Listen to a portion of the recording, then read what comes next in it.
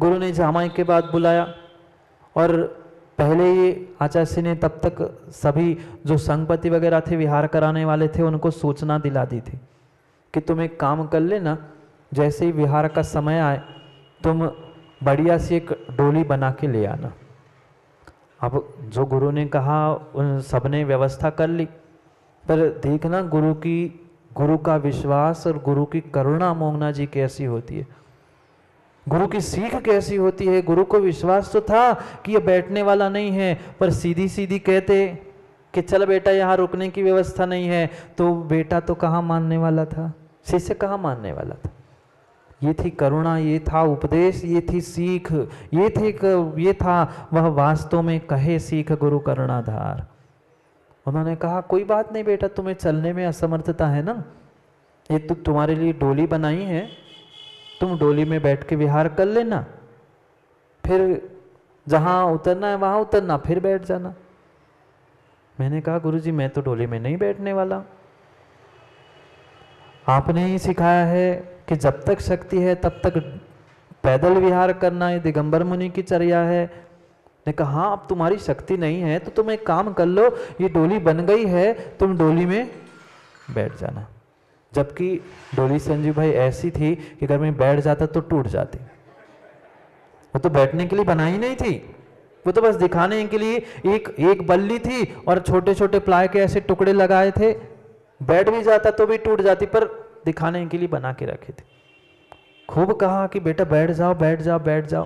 मैंने कहा नहीं, मैं तो यही रुकूंगा, मैं नहीं चल पाऊंगा, मैं डोली में भी नहीं बैठूंगा और मैं भी नहीं चलूंगा। अब गुरुजी सोच रहे अब क्या किया जाए, ये बैठ ही नहीं, बैठता तो फिर भी कुछ बनता। उन्होंने कहा ठीक है, आज एक काम करते हैं, अपन लंबा विहार कैंसिल करते, आप लंबे नहीं चलते हैं, थोड़ा सा ही चलते हैं।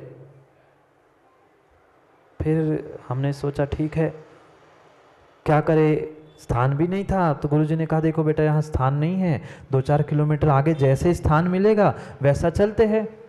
ने कहा ठीक है, थोड़ा तो चलने की हिम्मत करता हूँ। हाँ, फिर कहा गुरुजी ने एक काम करो, बाकी कुछ नहीं करो, तो मेरा हाथ पकड़ के चलना।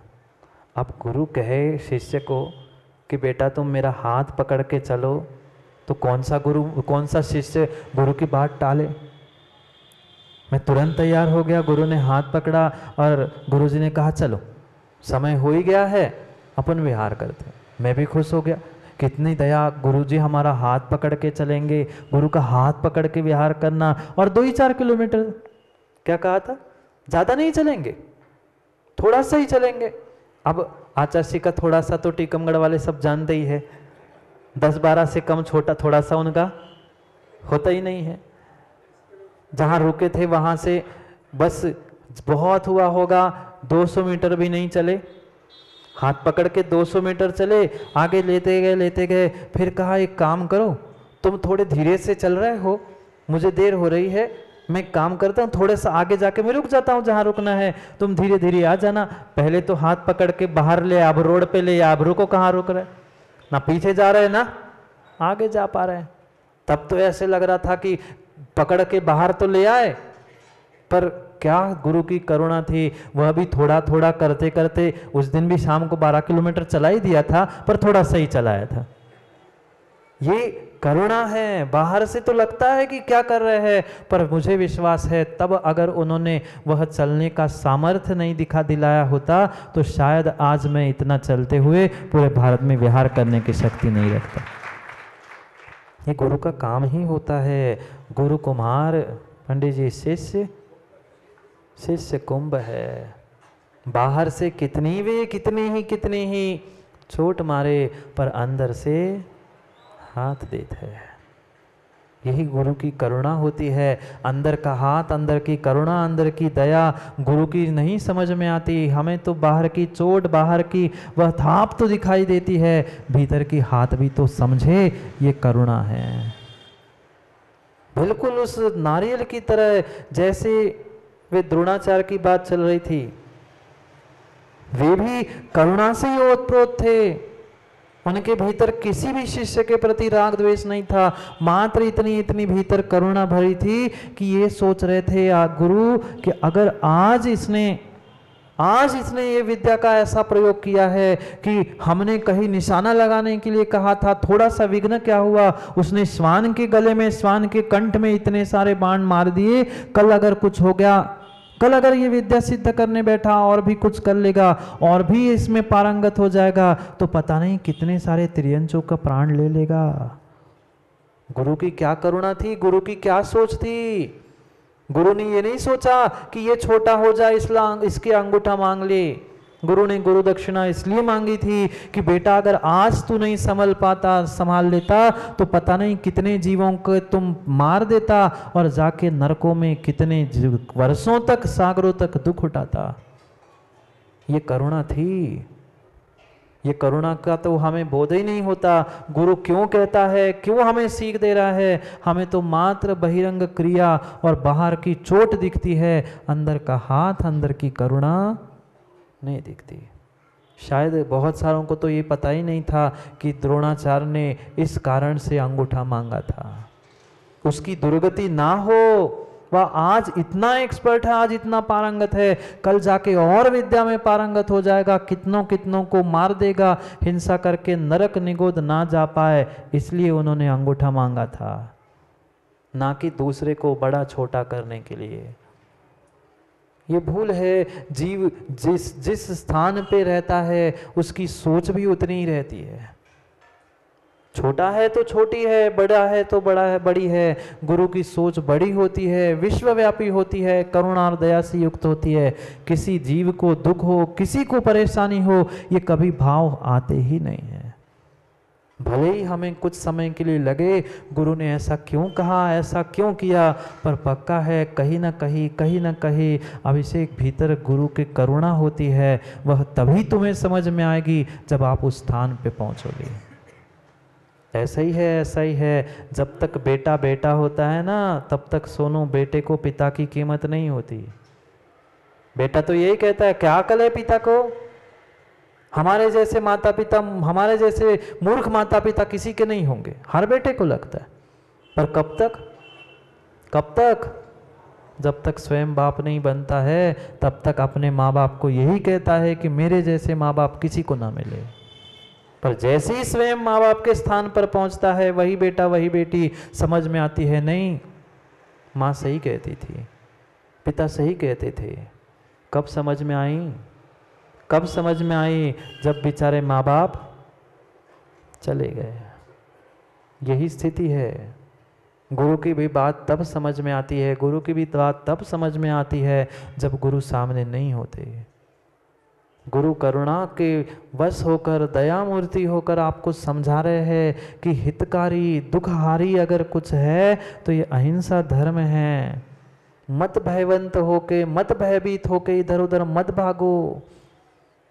मत भागो। जो आया है उसे जाना है। मत मरण का भय पालो, मत आकस्मिक भय पालो, मत वेदना भय पालो। उन 7 भयों से दूर होकर अपने आप को सम्यक दृष्टि बनाने का प्रयास करो। ये हितकारी उपदेश दे रहे हैं। भले ही कठोर शब्द लग जाए, चाहे कैसी ही बात हमें लग जाए, पर लग तो जाए। समस्या यही है कि हमें वह उपदेश, हमें वह सीख भीतर तक लग नहीं रही, क्योंकि हम देव शास्त्र गुरु को तो मानते हैं पर उनकी नहीं मानते। मान लो प्रभु का उपदेश ही मान लो। था वीर प्रभु ने उपदेश दिया था। पढ़ा होगा बहुत सारे लोगों ने, आचार्य भगवंत विद्यासागर जी ने जो जैन गीता लिखी उसमें स्पष्ट रूप से लिखा था वीर प्रभु ने उपदेश दिया। हमने सुना ना, और सुना भी तो गुना ना। सुन भी लिया पर इधर से सुना और निकाल दिया। बहुत बढ़िया। क्या सुना वो नहीं पता। क्या करे महाराज जी, आप ही ने तो सिखाया है, तेरा तुझको अर्पण। हम सुनते हैं, जैसे ही खड़े हो गए जिनवाणी खोल लिए, यही झाड़ के सब चले गए। तेरा तुझको अर्पण क्या लागे मेरा, तुमने सुना ही, तुमको ही वापिस करके हम तो घर चले गए। काम नहीं बनेगा। सोचो जिन वीर प्रभु की, महावीर प्रभु की हम जन्म जयंती, जन्म कल्याणक मनाने जा रहे हैं। मेरी तो भावना मोंगना जी यही है और यही भावना लेकर ही गुरु ने आशीर्वाद भी दिया है कि ऐसी ऐसी, क्योंकि 2-3 साल से कोरोना के कारण बहुत सारे कारणों के कारण हम उस महावीर जयंती को एक अच्छा और बृहद स्तर पे नहीं मना पा रहे हैं। इसलिए मेरी तो भावना यही है कि सब मिलकर, सब मंदिरों के ऐसा कोई घर और ऐसा कोई समाज का व्यक्ति नहीं हो जो जुलूस और वह 2 दिवसीय कार्यक्रम में संलग्न ना हो। जिसको जैसा समय मिले अपने समय की अनुकूलता से उस समय को समझने का प्रयास करे। क्योंकि विश्वास रखना टड़ैया जी, आज हम अगर एक नहीं हो पाए तो बाहर के बहुत सारे लगे हैं कि हमें अलग करके अलग अलग निपटाने के लिए। ये पक्का है। कम से कम 12 महीने में, वर्ष भर में एक दिन ऐसा आता है, मैं कहता हूँ किसी को कुछ नहीं कहो, मात्र एक महावीर स्वामी के नाम पे हम सब एक हो जाए।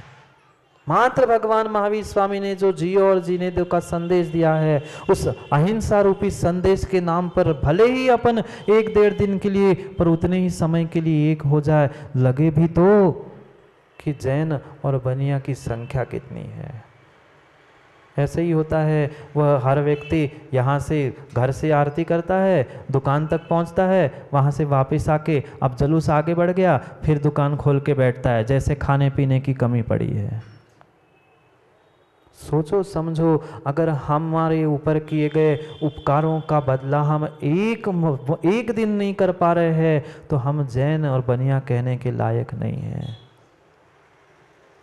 नहीं है। पूरे भारत देश में मनाई जाएंगी। मैं तो पूरे भारत देश से ही अपील करना चाहता हूँ, कोई टीवी, कोई मोबाइल के माध्यम से सुन रहे हैं, जो जहाँ मना रहा है, कम से कम अपने नगर की तो एक ऐसी यात्रा और एक ऐसा समारोह हो जहां पूरी समाज एक छत के नीचे बैठकर वह एक महावीर भगवान की जय बोले, जियो और जीने दो, अहिंसा परमो धर्म की जय बोले, वह भावना सफल हो जाए।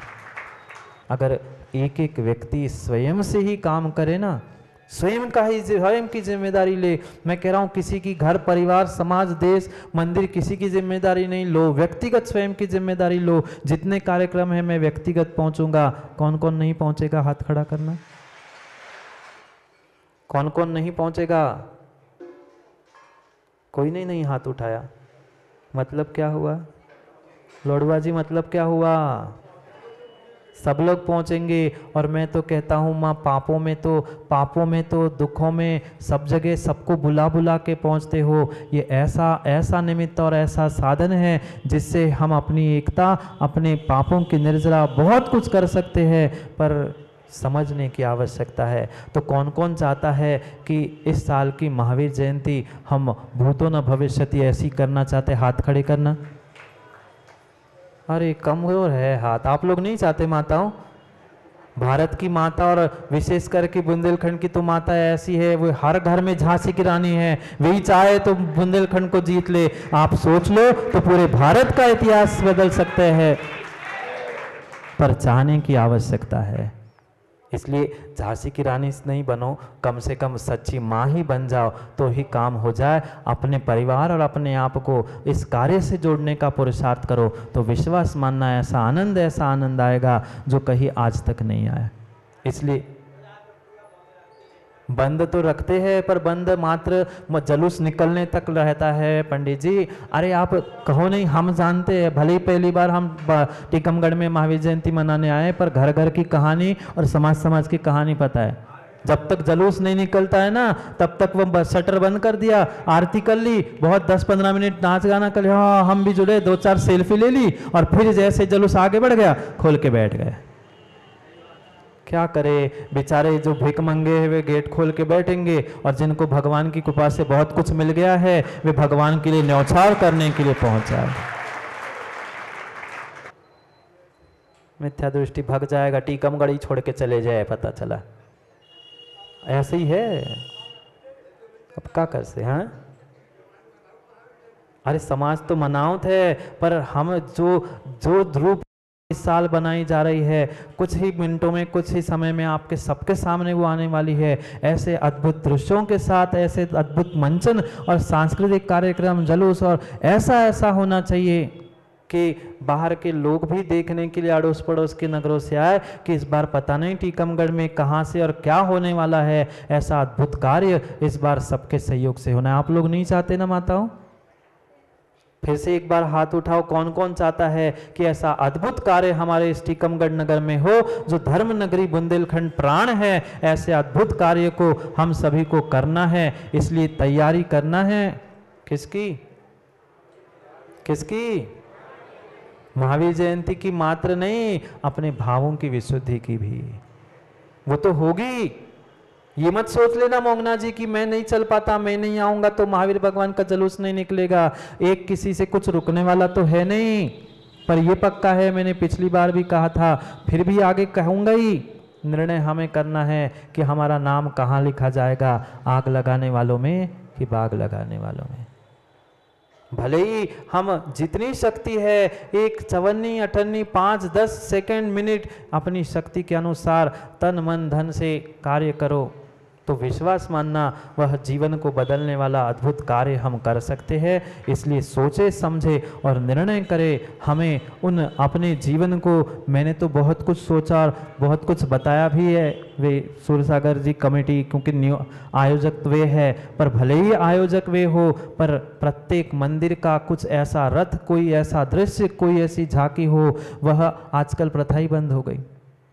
पहले वह चलती थी, आज मात्र वे 15 अगस्त और 26 जनवरी वे देखते ना आप लोग टीवी पे, उतना ही बचा है। कम से कम ऐसा कार्य हो कि हमें भी और समाज को और पूरे सबको उपदेश देने का मौका जो मिला है, वह कार्य करके हमें दिखाना है। इसलिए समय समय पर और भी हम बातों को समझते हुए उस अच्छे कार्य को करने के लिए, वह करुणा को उदाहरण करने वाले गुरुओं की सीख को जीवन में उतार कर दुखहारी सुखकार, जो दुखों से बचाते हुए सुख को देने के लिए निमित्त है, ऐसे कार्यकारी उपायों को प्राप्त करने के लिए पुनः समय पर, समय की बात के लिए कल समय पे मिलते हैं, क्योंकि समय पे किया गया काम समय को दिलाता है। बोली भगवान महावीर स्वामी की।